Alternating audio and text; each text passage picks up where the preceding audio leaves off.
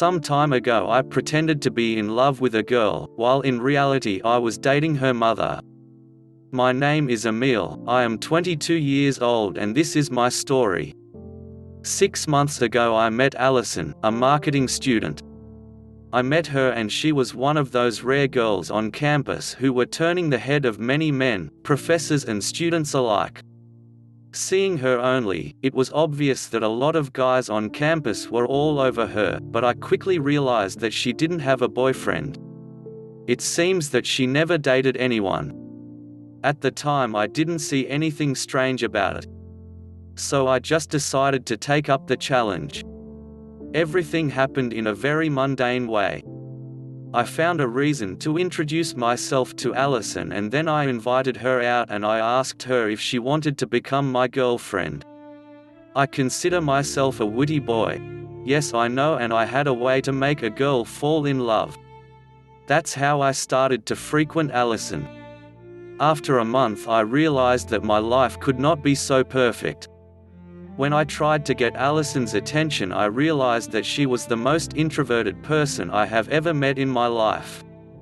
I'm a person who loves to talk, but her silence didn't really bother me.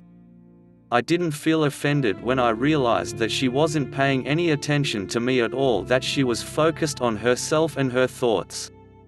It was more and more annoying that I couldn't get what I wanted every time I met. After about 2 months I was already beginning to think about how to end this relationship. One evening she invited me to dinner at her house. I was really surprised, because until now I never took her home.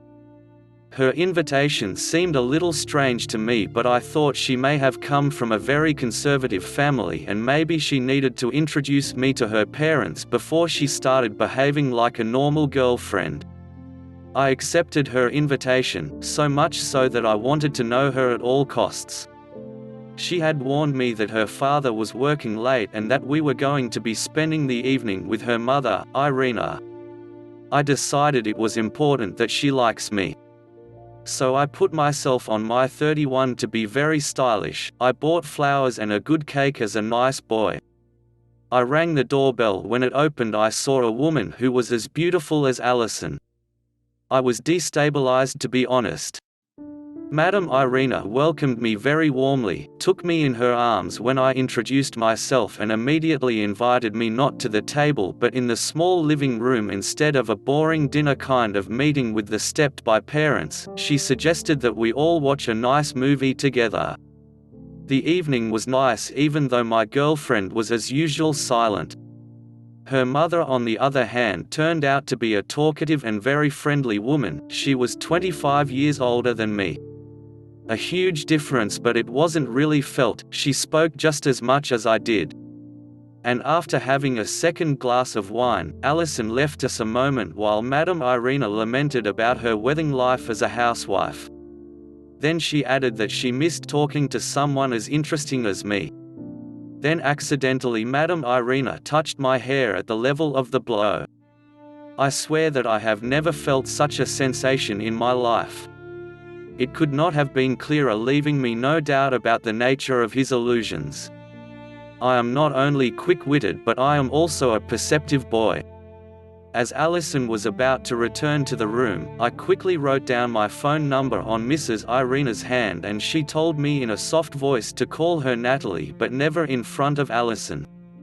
I will not waste my time to explain that I understood that this situation was unacceptable, but a human being often acts contrary to his will. I was so squeezing out of Allison's indifference, and the unequivocal interest her mother had for me was very comforting and frankly very appreciable. I was expecting a very interesting and daring story at the end of the evening. But it's a pity that Mr. Richard, Allison's father, came back from work. He was a very strong man. Although Mr. Richard was polite, I had a hard time looking him in the eye. He had the look of a murderer and I was glad it was already late. I was quick to say goodbye to everyone and go back to campus. Given the size of Mr. Richard, fear was beginning to take in me. Later that night I asked Allison if her father practiced any form of martial art, and she confirmed to me that he had been practicing it for a very long time, but I could not give up this evil idea of being with Madame Irina, actually Natalie. I kept pretending that I was still Allison's boyfriend. At the same time I took every opportunity to see her mother. Honestly, Allison didn't even notice that I never felt like her boyfriend. Even though technically I was cheating on her with her mother, I never felt the slightest guilt. As for Natalie, being already married, she could not take our relationship seriously. It didn't matter to me because the situation suited me and I was winning anyway. Then Allison realized that I was seeing her mother behind her back. I don't know exactly when she became aware of this story, but I guess it happened when I accidentally forgot my watch in her mother's room. Then a few little things, calls, masks and the like. Allison didn't react right away, so she waited to gather several evidence and then she told her father everything. No doubt, I wasn't the first boy to fall in love with Irina.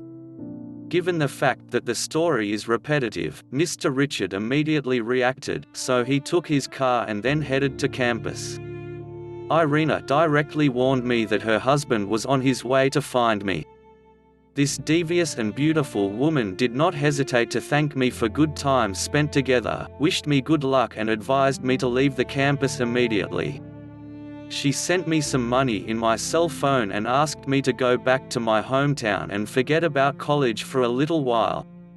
I didn't have much time because I knew that Mr. Richard might be at the campus. I quickly packed my bags. I asked my colleague to find an excuse to justify my disappearance for a few weeks and I rushed out of campus. What do you think I saw? Mr. Richard's car was already there. I turned around without having had time to see if he was in his car or if he was already walking around the campus. Unfortunately for me, Mr. Richard had paid some students to find me. I went back to my room. I had to leave my things and then I ran through the window. Just below the window, there was a tunnel that led directly to the station. I managed to escape and I am now at home. I plan to go back to college soon when the situation has calmed down, but I don't think it's a good idea. So, what do you think? Share my story.